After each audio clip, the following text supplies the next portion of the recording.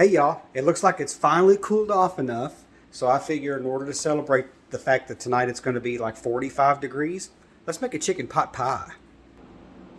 So go ahead and heat your oven to 350 degrees and just let it be getting good and hot. Now my chicken is 2 cups of shredded chicken, but this can be any kind of chicken you have available. This is what's left over from a rotisserie chicken that I got for dinner the other day, but you can use grilled chicken, you can use canned chicken, whatever kind of chicken, but it must be cooked. You can't do this raw. So this is 2 cups of cooked chicken. This is a rotisserie chicken.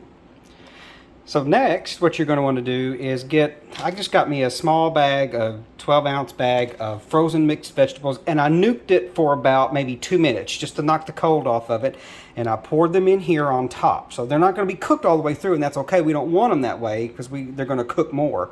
But so you get you a bag of mixed vegetables and pour that in on top. One quick thing I neglected to mention is I'm using an iron skillet. It's 10 inches, but what you'll need is a dish that's at least 2 quarts. That's kind of what we're shooting for here. 2.5 quarts is going to be ideal. It doesn't have to be iron or anything. It doesn't matter. But we've got our chicken in the bottom now. We've got our mixed vegetables, and now I've got egg. Now, egg is optional. You don't have to put egg in here, but these are the egg whites. But set the yolks aside because we're going to do something with those here in just a minute. But just make sure that this is in here. We're going to need 2 to 2.5 quart container. So that's what I've got going on here. Okay, so next up, you're going to take a 10.5 ounce can of cream and chicken soup. Now, it can be any kind you like. It can be heart healthy. It can be low fat, no sodium. It doesn't matter. You just need a 10.5 ounce can, one of those small ones. And in here, I've got a cup of chicken broth. You can use chicken stock, unsalted, salted, it doesn't matter. Just remember, if you're using unsalted or healthier options, to season it just right, or it's going to be flat, and you don't want to have anything that's not going to taste very good. But in here I've got about a teaspoon of poultry seasoning, and again, that's something to be kind of careful with as well, because poultry seasoning can go from yummy to soapy really fast, so use that sparingly. And I've got some black pepper, and we're going to take our yolks from our eggs and crumble them into here. And this is going to thicken this up a little bit so that it will have some consistency to it. And it doesn't have to be smooth. It doesn't have to be smooth. But I've got 3 hard-boiled eggs, which is what I put in here. 3 hard-boiled eggs.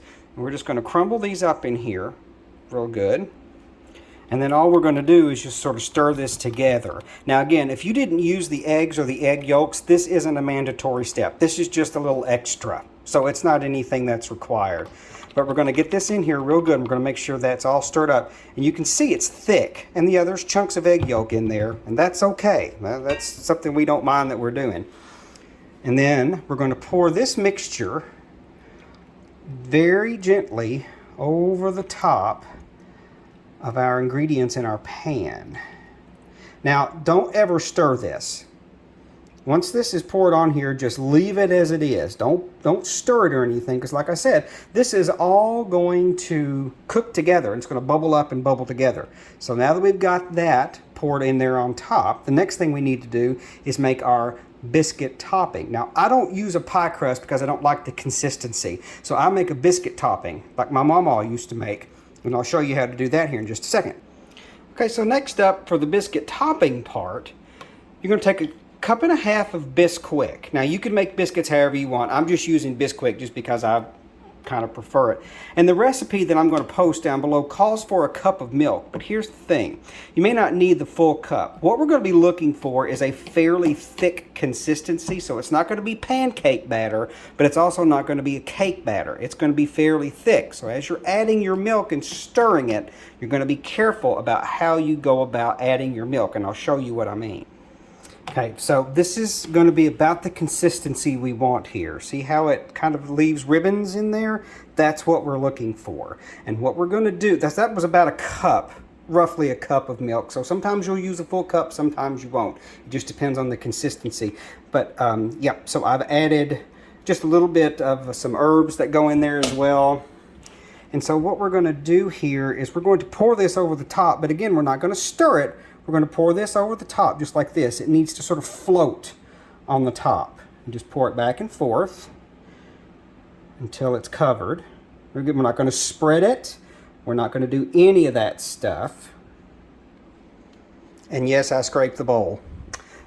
So this is what it's going to look like on top. Again, we're not going to spread this or anything. Just leave it as it is. It will spread to the outside.